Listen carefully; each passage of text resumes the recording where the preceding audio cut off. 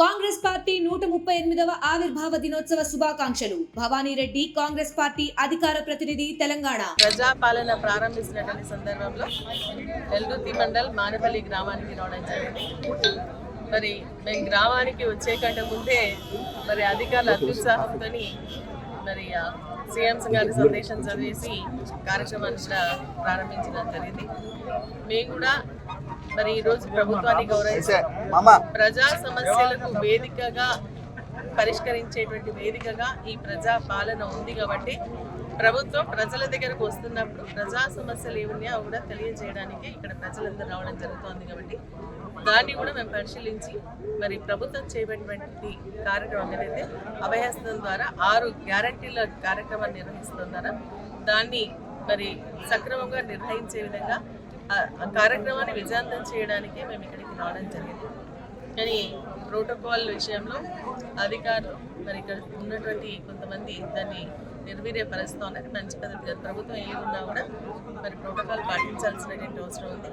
ఇక్కడికి రమ్మని పిలిచడం జరిగింది. పిలిచిన తర్వాత కార్యక్రమాన్ని కూడా ప్రారంభించుకోవడం జరిగింది. ఇది మంచి పద్ధతి కాదు. అధికారులు కూడా దీన్ని గమనించాలని చెప్పేసి నేను అనుకుంటా ఉన్నా.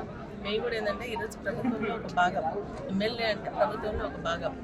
మరి శాసనాలు చేసే దాంట్లో మేము కూడా భాగస్వామ్యం తీసుకోవడం జరుగుతుంది. కాబట్టి ఈ 6 గ్యారంటీలకి సంబంధించినటువంటి సమస్యల పరిష్కారం కోసం తీసుకుంటున్నటువంటి అప్లికేషన్స్ తీసుకోవడానికి మేము కూడా ఎక్కడికి రావడం జరిగింది. మరి ఇది పూర్తిగా మేము కోరుతా ఉన్నాం. మరి బీఆర్ఎస్ పార్టీ తరఫున 6 గ్యారంటీలు ఏవైతే కాంగ్రెస్ పార్టీ ఇవ్వడం జరిగిందో వాటన్నిటి కూడా తూచా తప్పకుండా అమలు చేయాలని చెప్పేసి మేము విజ్ఞప్తి చేస్తాము. ఎందుకంటే ఈరోజు ప్రజలు దాన్ని చూస్తే ఈరోజు మరి బీఆర్ఎస్ పార్టీని కాదని ఈరోజు కాంగ్రెస్ పార్టీ అధికారంలోకి తీసుకుని రావడం జరిగింది.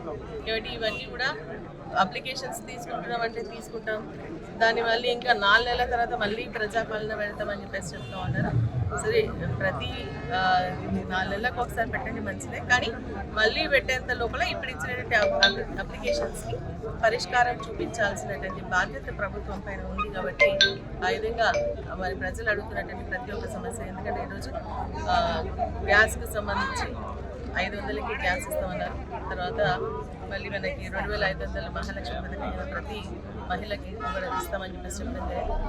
గృహజ్యోతి కింద 200 యూనిట్లకు ఫ్రీ కరెంట్ ఇవ్వడం జరుగుతుందని చెప్పేసి చెప్పడం జరిగింది. పెన్షన్ని 4000 రూపాయలు ఇస్తామని చెప్పేసి చెప్పడం జరిగింది. సో ఇవన్నీ కూడా ఎందుకంటే 6 గ్యారంటీలో మరి యువ వికాసం కూడా ఉంది, కానీ అప్లికేషన్స్లో అడ్లేదు. కాబట్టి ఈ గ్యారంటీలకు సంబంధించినటువంటి ఏదైతే ఉందో తప్పకుండా పరిష్కరించాలని చెప్పేసి కోరుతాను. ఎంపీపీ గారు, సర్పంచ్ గారు కూడా రావడం జరిగింది. పిఎస్ఎస్ గ్రామానికి సంబంధించిన పెద్దలందరూ కూడా ఉన్నారు.